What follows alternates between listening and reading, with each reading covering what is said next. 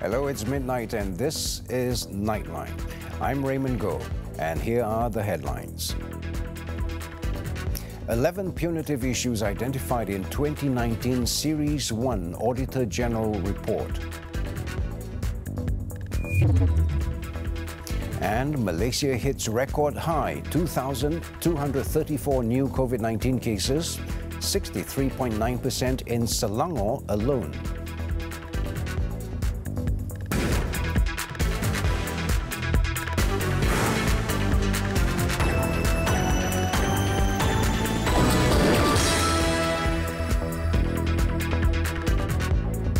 Good morning. The Sultan of Perak, Sultan Nazrin Muizzuddin Shah, on Thursday said there was no pride in the appointment of a third Menteri Besar in the state since the 14th general election in 2018.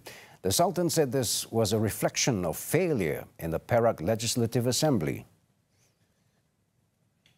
Perkara yang berlaku akan tercatat dalam sejarah sebagai cerminan kegagalan dan bukannya kejayaan. Kegagalan kepimpinan dalam kalangan ahli-ahli politik mendapat jaminan sokongan padu secara konsisten untuk membolehkan fikiran dan tenaga ditumpukan mentadbir urus negeri secara terbaik bagi kepentingan rakyat. The Perak ruler said this in a speech during the swearing-in of the 14th Menteri Besar at Istana Kinta in Kuala Kangsar on Thursday. The Sultan reminded the state lawmakers that they were elected only because of the trust shown by the people. Sultan Nazrin reminded all state assemblymen to focus on working for the people, as per their mandate, regardless of political affiliations. He also pointed out that a person's true character will be revealed when he comes into wealth, position and power. Meanwhile, Kota Tampan Assemblyman Datuk Saarani Muhammad was sworn in as the 14th Menteri Besar of Perak on Thursday. The swearing-in ceremony took place at Istana Iskandaria in Kuala Kangsar. After taking his oath of office as the Perak MB, Datuk Saarani, who is the Perak UMNO Liaison Committee Chairman, was also sworn in as a member of Dewan Negara Perak. He then signed the letter of his appointment, witnessed by Ipoh High Court Chief Judge Datuk Hisham Hashim and State Secretary Datuk Suwaidi Abdul Rahim. Sultan Nazrin had consented to the appointment of Datuk Saarani as the Menteri Besar based on the Perak Constitution, after considering that the Kota Tampan Assemblyman was capable of gaining the majority support and confidence of the Perak State Legislative Assembly members. The new Menteri Besar, meanwhile, pledged to improve any weaknesses in the political cooperation of Perikatan Nasional between UMNO, Bersatu and PAS in Perak. Apabila ketiga-tiga pimpinan tertinggi telah semalam menandatangani persetujuan untuk menubuhkan kerajaan bersama UMNO, PAS dan Bersatu, bermakna kita telah pun bersiap sedia untuk menyatukan hati-hati pemimpin-pemimpin dalam ketiga-tiga parti ini. He also thanked ex-Menteri Besar Datuk Sri Ahmad Faizal Azmu for his service to have led the state government.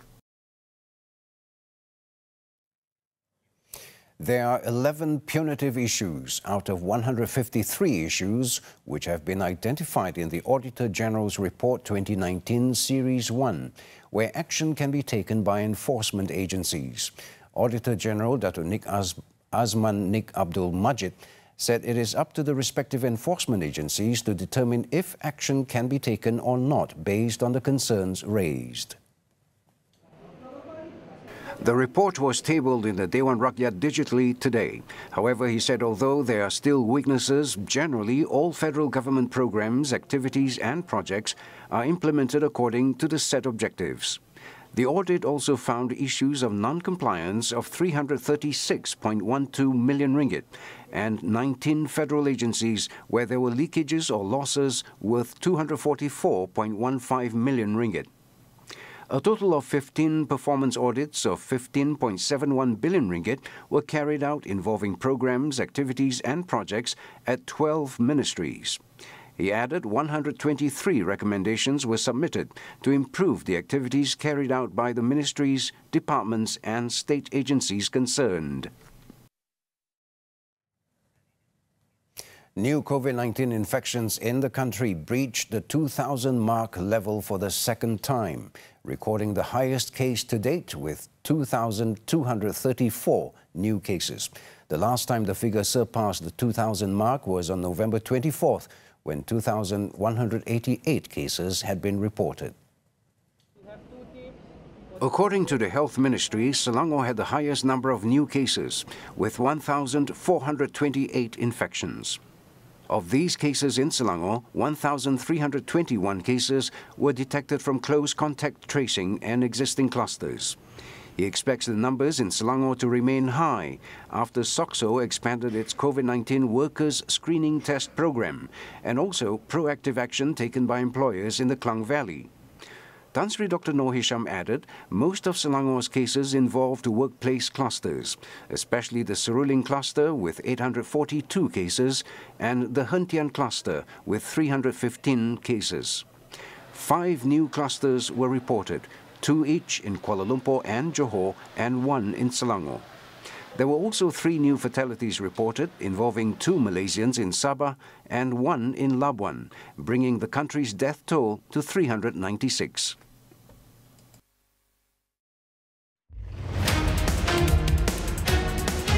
Protecting and promoting the competitive process in Malaysia for the benefit of businesses, consumers and the economy. On Money Matters this week, we speak to Chief Executive Officer of Malaysia Competition Commission, Iskandar Ismail, on creating a conducive competition culture to make markets work well. This Saturday, 5 p.m, only on TV3. The Dewan Rakyat on Thursday passed a motion to reduce the allocation for the controversial Department of Special Affairs, or JASA, which has now been rebranded as Community Communications Department, or J-KOM. The motion to slash the allocation by 45 million ringgit from the initial 81.5 million ringgit in Budget 2021 was passed by a majority vote after it was debated by 6 members of Parliament.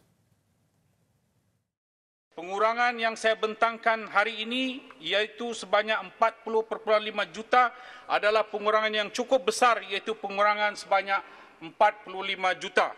Saya ingin menarik perhatian ahli-ahli yang berhormat sekalian. Penolakan usul ini Dato' Abdul Rahim Bakri said the allocation is for 500 contract staff who will be tasked with strengthening the digital community and encouraging community empowerment. Komuniti Harapan Malaysia oleh Menteri pada ketika itu. The government is reviewing the possibility of re-implementing the Goods and Services Tax GST, or any consumption tax model, taking into account all aspects. Deputy Finance Minister 2 Muhammad Shah Abdullah said the weak aspects of the existing Sales and Services Tax SST, as well as the GST system implemented in 2015, were also being examined. Cukai baharu perlu bersifat mudah ditadbir dan tidak meningkatkan kos perniagaan, di samping dapat mengukuhkan kedudukan fiskal negara. Untuk makluman yang berhormat, berhubung dengan cukai kekayaan dengan izin wealth tax, kerajaan tidak mempunyai sebarang cadangan untuk melaksanakan pada masa ini.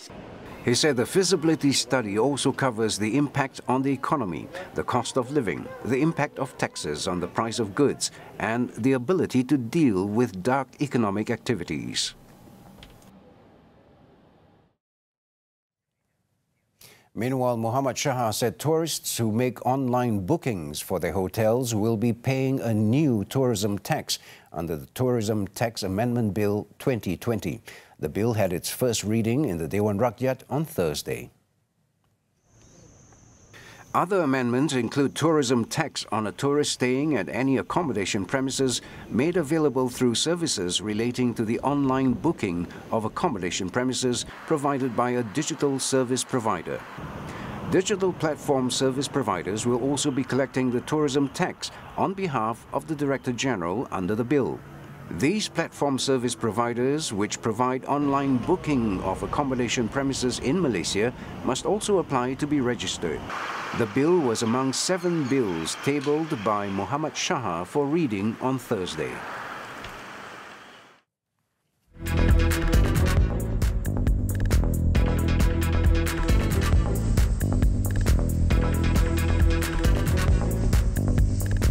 Perishes in house fire. Stay tuned. Nightline continues. Celebrity preacher Syed Shah Iqmal Syed Muhammad Shaiful, who was detained following a series of sexual assault reports lodged by several women, has been charged with committing unnatural sex and molesting a college student. The 25-year-old, popularly known as Da'i Syed, however, pleaded not guilty to the offences in 3 separate courts in Selangor. In the Petaling Jaya Sessions Court, Syed Shah Iqmal was charged with committing carnal intercourse against the order of nature on a 22-year-old victim. The offence was allegedly committed at the accused's rented unit in Empire City, Damansara Perdana, on October 17th. Judge Faiz Ziauddin allowed bail of 20,000 ringgit in one surety and imposed additional conditions.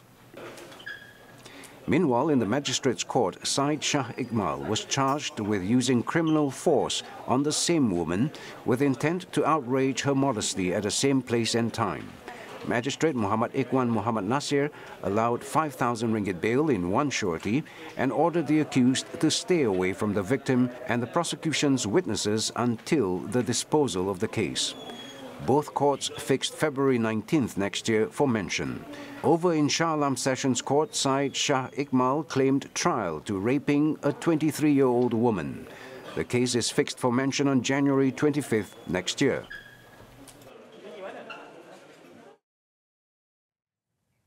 In Pahang, a 63-year-old disabled man burned to death when fire gutted his home at Kampung Ubai near Jalan Kuantan Pekan in Pekan.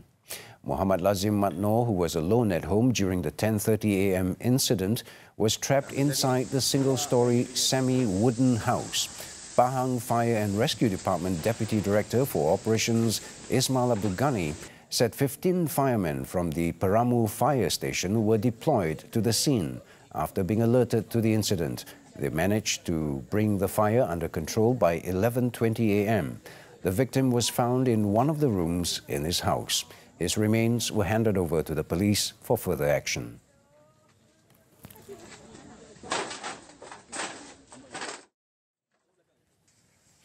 E-commerce platform Lazada will be conducting a virtual tour of Zoo Negara through its Lazlive session to bring wildlife lovers back to the zoo from the comfort of their own homes.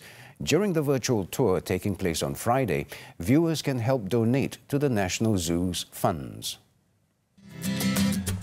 Lazada Malaysia Chief Marketing Officer Diana Bu said the program from 10:30 a.m. to 11:30 a.m. will be free to join through the Lazada app, where it will be held in the build-up to its 12/12 Grand Year-End Sale.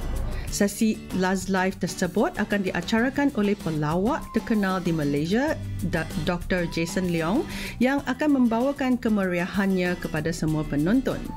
Para penonton Lazlive yang menderma RM25 kepada Zoo Negara akan disubsidikan dengan rebate RM25 dari Lazada for Good. Untuk berbelanja dan menikmati penjimatan, beli satu dapat dua. We call it buy one get two pada Lazada 12.12 ini. Mereka yang menderma lebih dari RM50 akan menerima satu sijil elektronik haiwan angkat, adopt an animal, dari Zoo Negara secara voucher Zoo Negara. She added that lucky donors who donate to any of the non-governmental organizations under Lazada for Good starting from Friday also will stand a chance to be one of 5 lucky Make-Your-Wish winners to virtually hang out with their favorite local celebrities. Participants can take part by sharing a screenshot of their donation and their order number in the comment section of Make Your Wish contest in Lazada Malaysia's Facebook page.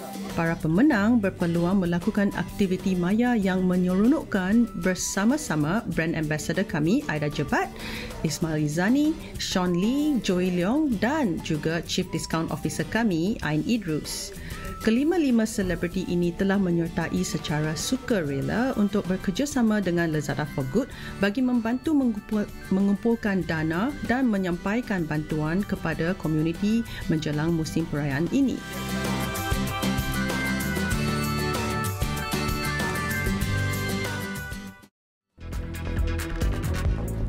The US to issue allergy warning for Pfizer vaccine. This and more on the foreign front after the break. Stay with us.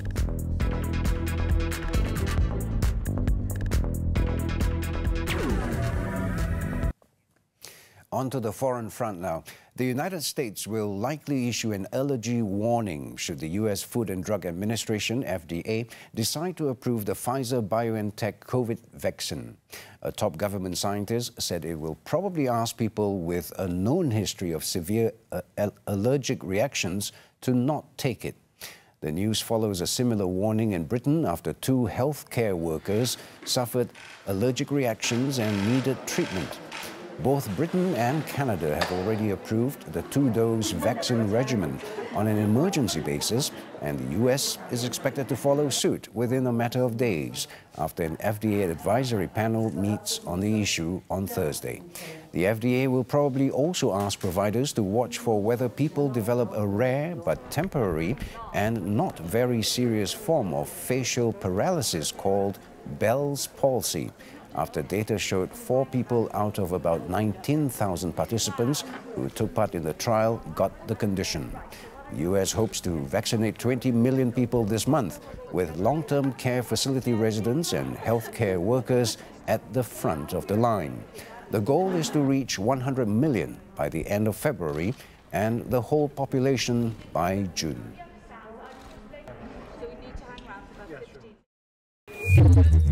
Thailand has lifted its entry restrictions on all foreign tourists under a newly amended special tourist visa long-stay program. Tourists from around the world, irrespective of their country's COVID-19 situation, are now welcome to visit Thailand. However, they still need to comply with Thailand's 14-day mandatory quarantine. The new policy is seen as designed to help the ailing tourism industry, which the economy heavily relies on. Japan will buy 10,500 deep freezers to store coronavirus vaccines and is considering purchasing dry ice in bulk as it prepares to protect its population from the virus. Its Ministry of Health said on Thursday, Japan has agreements to buy a total of 290 million doses of the vaccines from Pfizer, AstraZeneca and Moderna, or enough for 145 million people if everyone gets 2 shots as required. Pfizer's vaccines need to be kept at around minus 75 degrees Celsius and Moderna's at about minus 20 degrees Celsius, posing logistics problems. This comes as Tokyo reported 602 new cases on Thursday, making a new record, while the daily number of the entire nation was 2,810, bringing its tally to over 168,000 infections since the pandemic began. President Donald Trump and 17 U.S. states on Wednesday threw their support behind a long-shot lawsuit by Texas, seeking to overturn his election loss by asking the U.S. Supreme Court to throw out the voting results in 4 states. Trump, defeated by President-elect Joe Biden in the November 3rd elections, filed a motion with the court asking the 9 justices to let him intervene and become a plaintiff in the suit filed on Tuesday by Republican-governed Texas against Georgia, Michigan, Pennsylvania and Wisconsin. If the justices let Trump join the lawsuit, it would create the extraordinary circumstance of a sitting U.S. president asking the top American court to decide that the millions of votes cast in the 4 states did not count. The Republican president lost to Biden in the 4 election battleground states after winning them in the 2016 election. Election law experts have said the Texas lawsuit stands little chance of success and lacks legal merit.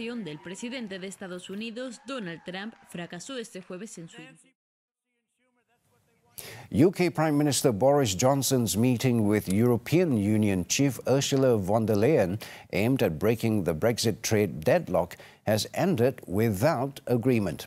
Downing Street said very large gaps remain, but talks will continue with a firm decision by Sunday on whether a deal can be reached, and von der Leyen said the two sides were still far apart.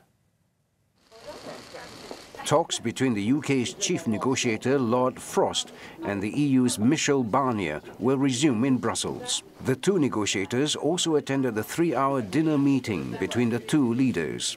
Time is running out to reach a deal before December 31st, when the UK stops following EU trading rules. Meanwhile, closer to home, Singapore and the United Kingdom signed a free trade agreement on Thursday that will provide continuity and certainty for businesses in both countries. Singapore's Trade and Industry Minister Chan Chun Sing said under the UK-Singapore FTA, companies from both countries will enjoy the same benefits that they were receiving under the EU-Singapore FTA. These benefits include tariff elimination for goods trade and increased access to services and government procurement markets.